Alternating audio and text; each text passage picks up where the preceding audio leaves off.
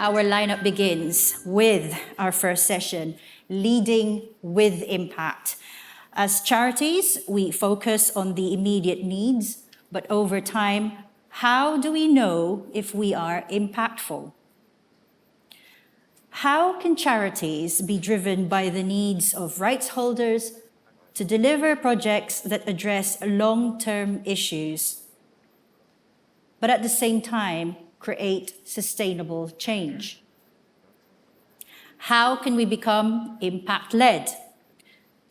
There is one person that will be talking about that, and that is Hassan Damluji. And as Hassan is making his way onto the stage, I just want to tell you a bit more about Hassan. He is the founder and director of Global Nation. I should be on this side so that make way for him. Global Nation is a think, do tank working to improve global cooperation. He advises leading institutions, including the Gates Foundation, WHO, and UN agencies, and helped design the WHO Pandemic Hub in Berlin, mashallah. Previously, he spent a decade at the Gates Foundation as Deputy Director for Global Policy and Advocacy and advisor to Bill Gates, leading major initiatives across the Middle East, Pakistan, and East Asia. So without further ado, ladies and gentlemen, brothers and sisters, Hassan Damluji. Thank you so much. Is the mic?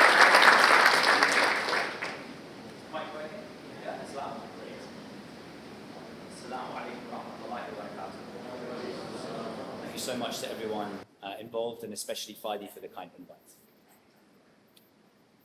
Why are you here?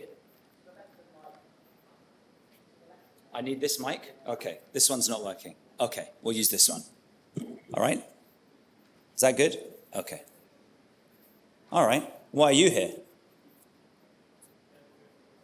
Right? Why are we all here? I think the answer to that question is that we're all people who are trying to have positive impact in the world, right? And we're trying to find ways to increase that impact. And we're hoping that through the connection today, the impact that we have after we leave this room might increase. That and lunch.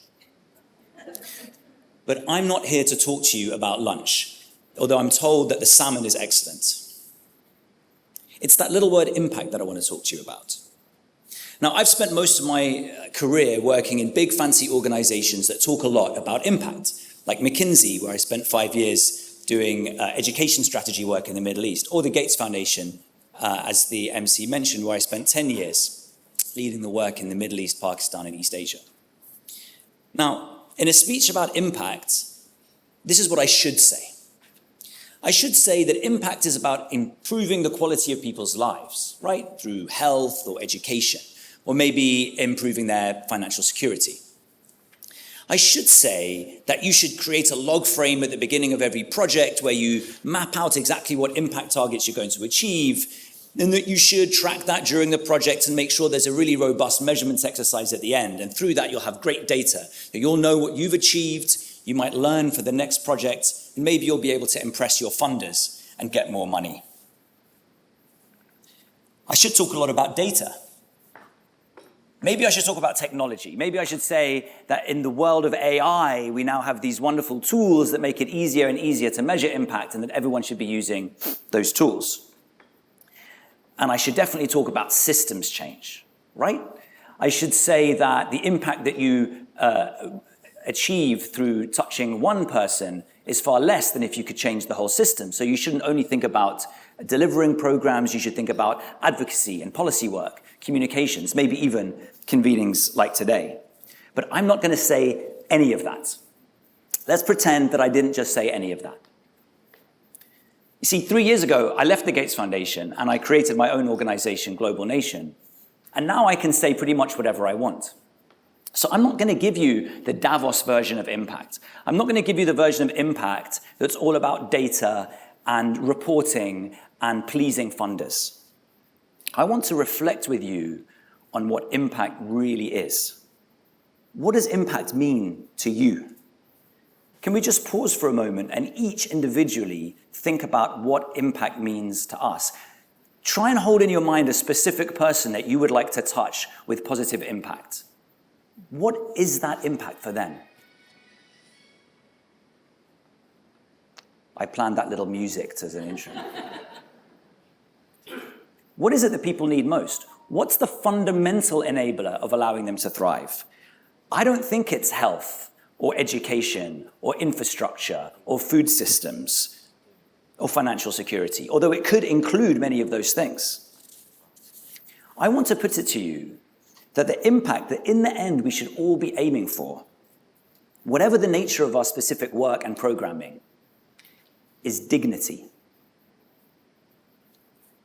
A good friend of mine once said, development is dignity or it is nothing. Palestinians have a higher income per capita than most Arabs. So why are they so angry? Native Americans and First Nations Canadians and Aboriginal Australians have access to services and education and jobs in the most advanced economies in the world. So why are their development outcomes so poor? Black and brown kids in this country go to the same schools as everyone else. So why are so many of them ending up in prison?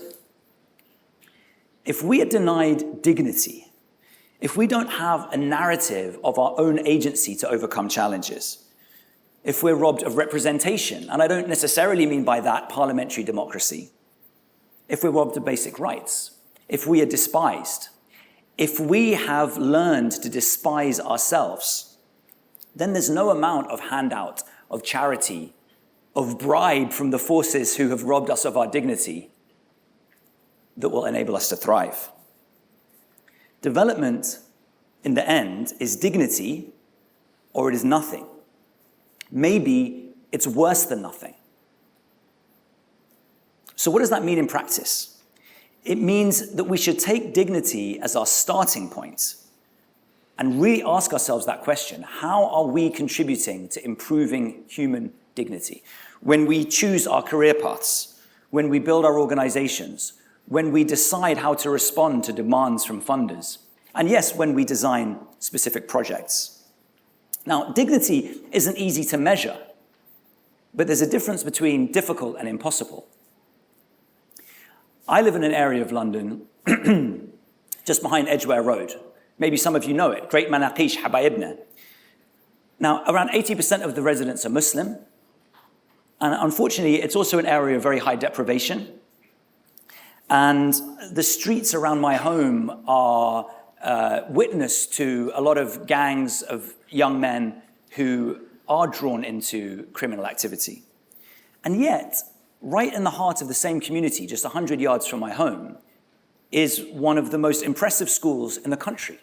It's called King Solomon Academy, and with the education sector in the UK, it's very famous as one of the schools that's been most successful at taking poor kids who in their majority don't speak English as their first language, and getting them fantastic GCSEs, excellent A-levels, and at the end, offer letters to leading universities. Now that's impact, right? And yet, a friend of mine who was a teacher at King Solomon Academy a few years ago asked me to meet one of her star pupils. We'll call him Ali. And he was Iraqi. So knowing that I was also Iraqi, she thought that maybe we would connect on that basis, and she wanted me to give him career advice. So I said, hey, Ali, what are you going to do when you leave school? And he said, I'm not going to go to university. I'm going to work for my uncle's taxi company. Now, it turns out that his uncle's taxi company wasn't a regular taxi company. And not long later, my friend told me that age 19, Ali was in prison. I couldn't believe it. This was a star pupil at one of the top schools in the country, especially when it comes to serving disadvantaged kids.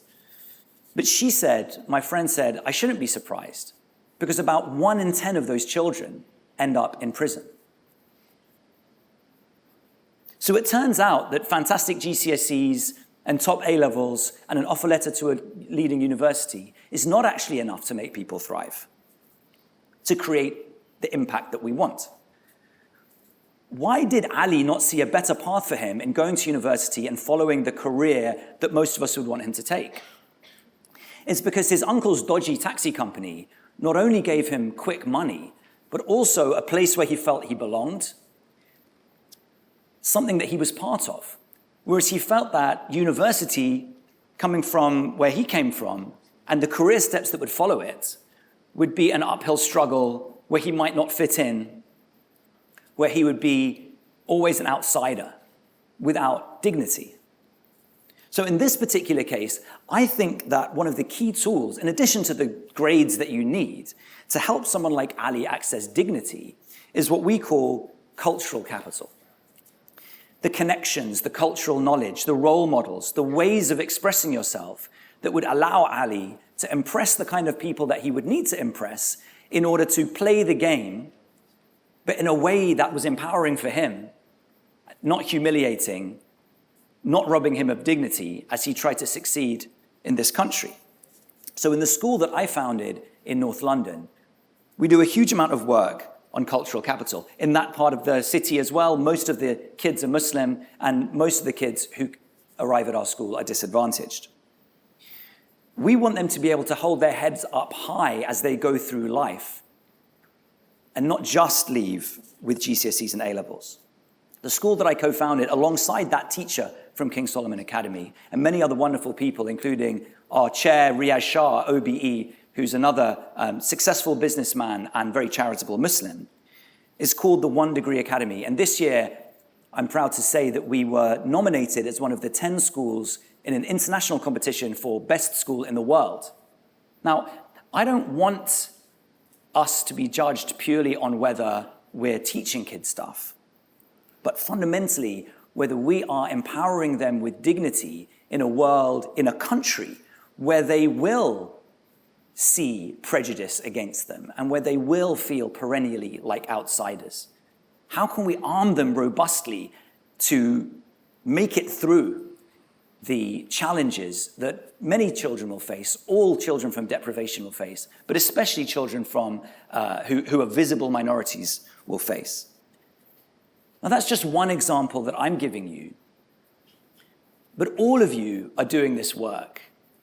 And you'll all have many different stories about how your work empowers people, not just with a handout, but with dignity. And so I'm really looking forward to the rest of the day where you share your stories and we can talk about what dignity means to you and whether you agree with me that at the end, development is dignity or it is nothing. Thank you.